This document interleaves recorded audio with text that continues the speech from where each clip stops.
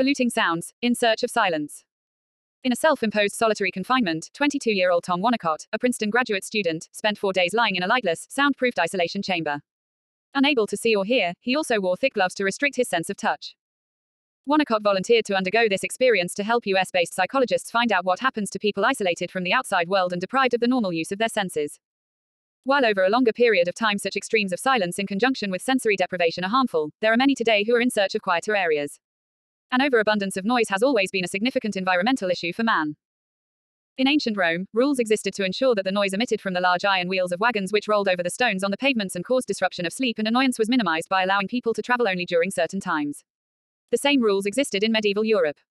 To ensure inhabitants were given the best chance at a peaceful night's sleep, in some cities, horse-drawn carriages and horseback riding were not allowed at night time. However, when today's noise problems are compared with the noise pollution problems of the past, they are almost incomparable. An immense number of vehicles of various shapes and sizes are regularly driven around and through most of the world's cities and countrysides. Loud, large diesel engines power the enormous trucks that roll around highways day and night. Aircraft and trains add to the environmental noise scenario. In industry, machinery emits high noise levels and amusement parks and pleasure vehicles distract leisure time and relaxation. 100 years ago, environmental experts predicted that in the 21st century there would be a shortage of water and silence. They were correct. Silence is scarce. More and more silence is drowned out by sound. A lack of knowledge about the effects of noise pollution on humans in comparison to other pollutants has been lacking as an area of research. Although it has been generally regarded that noise pollution is primarily a luxury problem for those developed countries able to afford the purchase price of large quantities of loud, noisy machinery, it is actually a fact that due to bad planning and poor construction of buildings, noise exposure is often higher in developing countries. This means that regardless of the economic status of a particular country, the effects of noise are just as widespread and the long-term consequences for health the same. Therefore, practical action plans based upon proper scientific evaluation of available data on the effects of noise exposure, with the express purpose of limiting and controlling the exposure of people to environmental noise is a most worthwhile undertaking.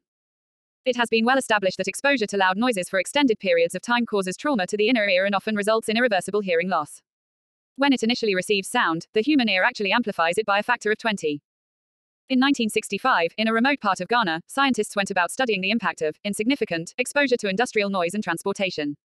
In tandem, the Ghanese group was compared with a control group in industrial USA. A number of startling conclusions were drawn from the experiments. For example, both locations revealed that aging is an almost insignificant cause of hearing loss. Instead, it was shown that chronic exposure to moderately high levels of environmental noise led to hearing loss. Cardiovascular complaints also emerged from among those with prolonged exposure to industrial noise above 70 dBA. In fact, over a single 8-hour period, it was shown that participants experienced a rise in blood pressure, thus indicating noise pollution contributes to human stress levels. If this was not alarming enough, also noted was an increase in the incidence of heart disease. The findings from various noise studies had the effect of changing the perspectives of many of the world's governments. Whereas noise had been considered a nuisance, rather than an environmental problem, laws were made to protect citizens against it. In the United States and Ghana, federal standards for highway and aircraft noise were introduced. State governments created noise regulations pertaining to building codes, urban planning and road construction. In Canada and the EU, noise laws are the domain of local governments. Activities in those countries deemed mandatory, such as the collection of rubbish or some medical services, are the only allowed exceptions to what otherwise are quiet local neighborhood zones. Typically, quiet times in neighborhoods are between 6 a.m. and 10 p.m. with restricted higher decibel levels after these hours. What happens if these quiet times are violated? Unfortunately, the enforcement of noise laws has proven problematic for many local governments, with enforcement agencies often not following up on noise complaints. For persistent nuisances, individuals may seek compensation through the local courts, and in some cities, police are authorized to impound such things as stereos and cars. These are extreme cases. Most issues are handled by negotiation between the emitter and the receiver.